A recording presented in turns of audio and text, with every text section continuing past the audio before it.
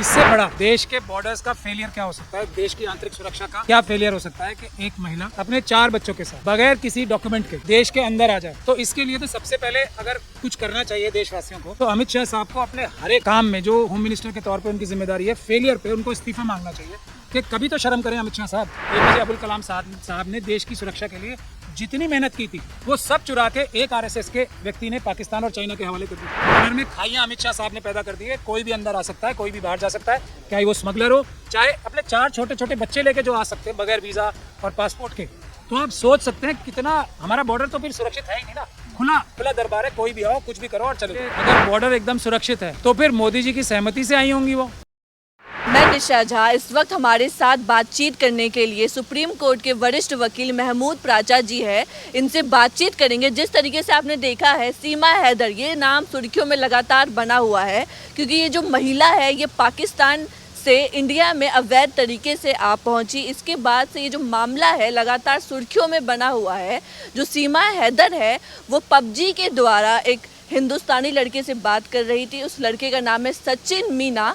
इन दोनों को प्यार हुआ, फिर इन लोगों ने नेपाल में शादी भी रचा ली और आज वो अपने गांव में सचिन मीना के साथ भारत में ग्रेटर नोएडा में रहती है। तो हमारे साथ सर हैं, इनसे बातचीत कर लेते हैं। तो सर, ये जो पूरा मामला है, जिस तरीके से कुछ लोग ये भी कह रहे हैं कि ये जासूस है, ये इंडिया के लिए खतरा है, तो आपको क्या लगता है, क्या इसमें सरकार का फेलियर है, क्या कहते हैं आप? नहीं, ये तो पूरी सरकारी फेलियर है। इस किस डिपार्टमेंट का फेलियर हम लोग गिनवाते रहते हैं और किस का गिनवाते रहें, लेकिन होम मिनिस्टर साहब को पता नहीं कौन सा ऊपर वाले ने ऐसा, जो अमित शाह साहब हैं, उनको ऐसा कौन सा संरचना दी है और उनका कैसा उनका मानसिकता है कि उनको शर्म ही नहीं आती। इससे बड़ा देश के बॉर्डर्स का फेलियर क्या हो सकता है, देश की आंतरिक सुरक्षा का क्या फेलियर हो सकता है कि एक महिला अपने 4 बच्चों के साथ बगैर किसी डॉक्यूमेंट के देश के अंदर आ जाए। तो इसके लिए तो सबसे पहले अगर कुछ करना चाहिए देशवासियों को, तो अमित शाह साहब को अपने हर एक काम में जो होम मिनिस्टर के तौर पे उनकी जिम्मेदारी है, फेलियर पे उनको इस्तीफा मांगना चाहिए कि कभी तो शर्म करें अमित शाह साहब कि अब तो 4 छोटे छोटे बच्चों के साथ एक महिला बिना डॉक्यूमेंट्स के देश के अंदर आ सकती है। तो फिर भी होम मिनिस्टर साहब को शर्म नहीं आती कि अब तो इस्तीफा दे दें, किसी ऐसे इंसान के हवाले करें जो कम से कम इनसे बेहतर तो काम करेगा। ये इसमें बुनियादी मुद्दा है। बाकी सब तो इन्वेस्टिगेशन का विषय है।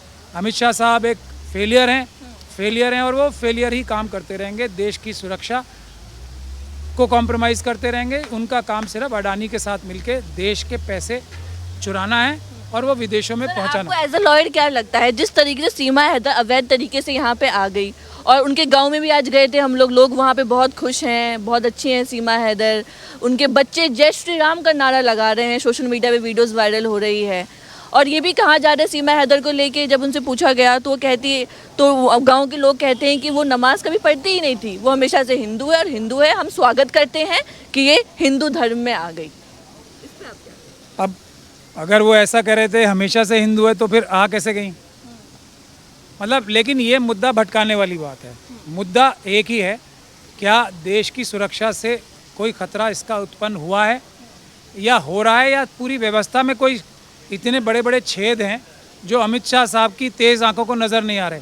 उन्हें दूर से दूर तक कोई एमएलए तो नज़र आ जाता है कि इसके घर ईडी भिजवानी है।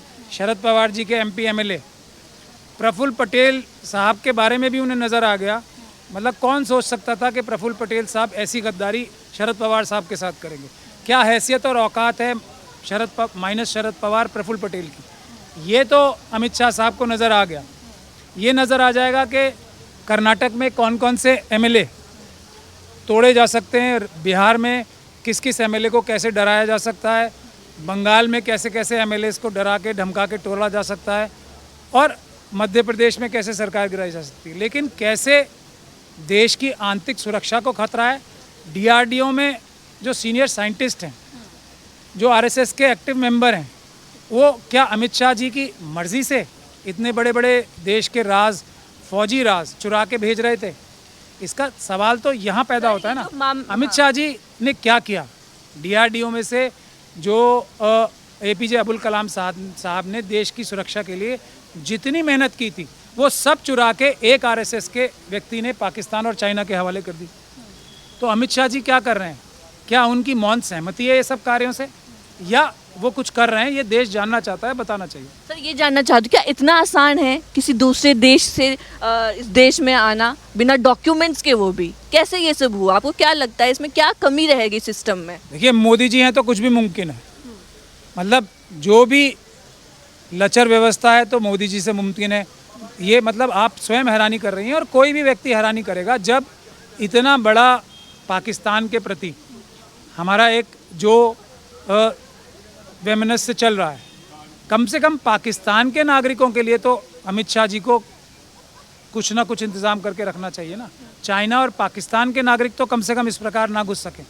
ये इस बात का सबूत है कि पूरा देश परेशान है। बात कुछ और है ही नहीं कि ये अंदर। कि मैंने YouTube पे देखा कैसे पॉसिबल है, सारा YouTube पे देख के सारी चीज़ें की। और वो यूट्यूब अमित शाह जी के राज में होम मिनिस्टर होते हुए, आपको पता है पूरे दुनिया में सबसे ज़्यादा यूट्यूबर्स को बंद कहाँ कराया गया है? भारत में। जो भारत के संविधान को बचाने के लिए यूट्यूबर्स काम कर रहे हैं, उनके चैनल्स बंद कराए जाते हैं, उनके चैनल्स डिलीट कराए जाते हैं, उनके फेसबुक और उनके ट्विटर अकाउंट्स बंद कराते हैं अमित शाह साहब।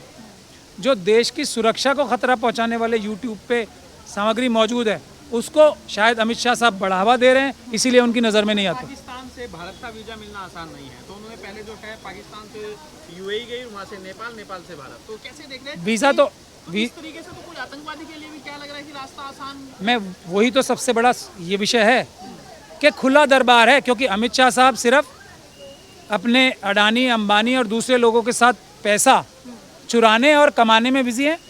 देश की सुरक्षा के लिए उनका कोई ध्यान नहीं है, बिल्कुल ध्यान नहीं है। और वो एक सिर्फ चोरी और डकैती में ही अपने दोस्तों का साथ दे रहे हैं। कोई और क्राइम के लॉयर हैं, तो जो सीमा हैदर, आपको भी इस पर शक है? लगता है कि ये कहीं ना कहीं जासूस है, या सच मुझे में? अमित शाह साहब पे शक है। जब देश का होम मिनिस्टर साहब पे शक कर रहे हैं तो बाकी सब तो ये एक तो सीमा हैदर पकड़ी गई है। ऐसे कितने लोग बगैर किसी वीज़ा के, अभी आपके मित्र ने सवाल पूछा मुझसे, अरुण जी ने, वीज़ा के साथ तो आई नहीं है ना वो।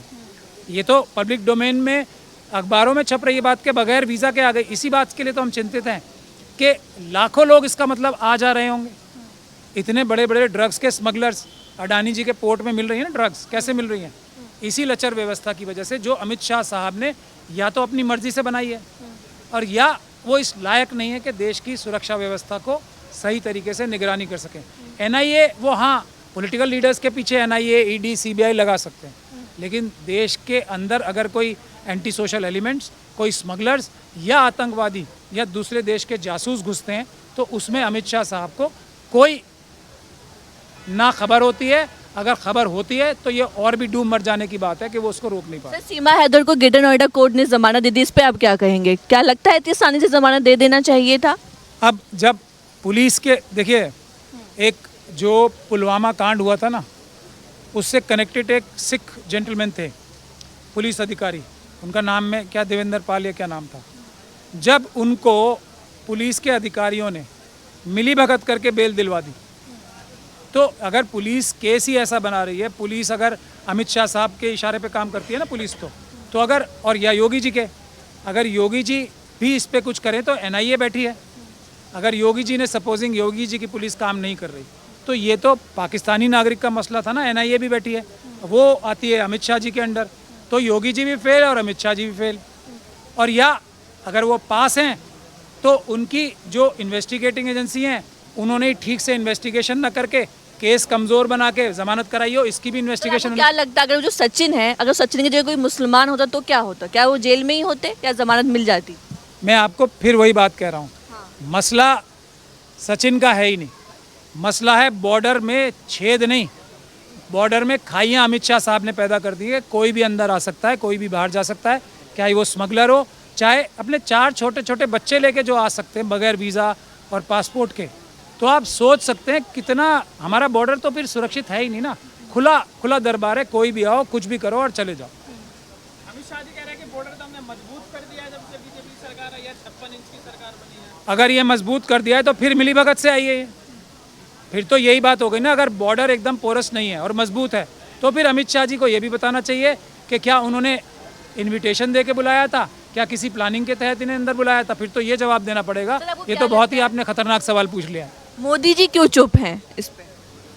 ये भी अब उसी सवाल से जो अमित शाह जी के लिए, अगर बॉर्डर एकदम सुरक्षित है तो फिर मोदी जी की सहमति से आई होंगी वो, यही इसका निष्कर्ष निकाला जा सकता है। तो इसीलिए चुप हैं, जो काम स्वयं ही कराया उसमें क्या बोलना है।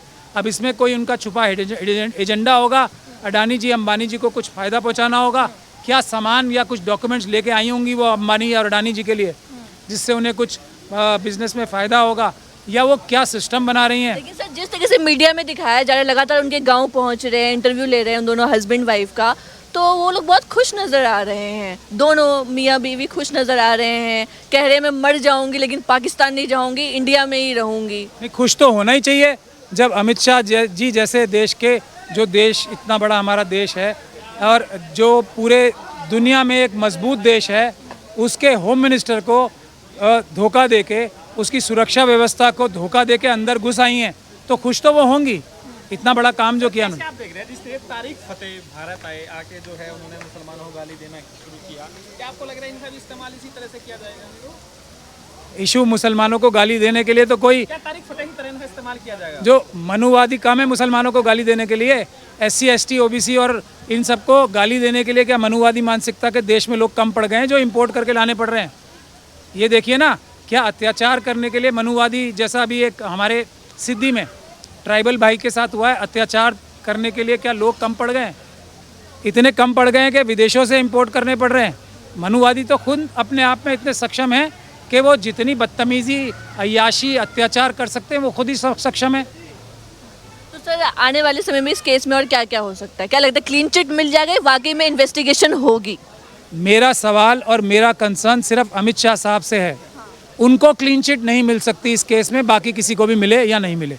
वो बॉर्डर की सुरक्षा उन्होंने बिल्कुल ख़त्म कर दी है देश की, ये साबित हो गया है। और इस काम की क्लीन चिट ना मोदी जी को मिल सकती है, ना उनके होम मिनिस्टर साहब को मिल सकती है। तो ये थे हमारे साथ महमूद प्राचा सर, इनको आपने बखूबी सुना, इन्होंने जिस तरीके से बताया जो सीमा हैदर और सचिन मीना का जो केस है इसमें इन्वेस्टिगेशन होना चाहिए, और जिस तरीके से इन्होंने सवाल उठाया कि जो हमारे बॉर्डर हैं, भारत की जो सीमाएं हैं वो सुरक्षित नहीं है, क्योंकि कोई भी आसानी से बिना डॉक्यूमेंट्स के अगर घुस गया है तो ये वाकई में भारत के लिए चिंताजनक है।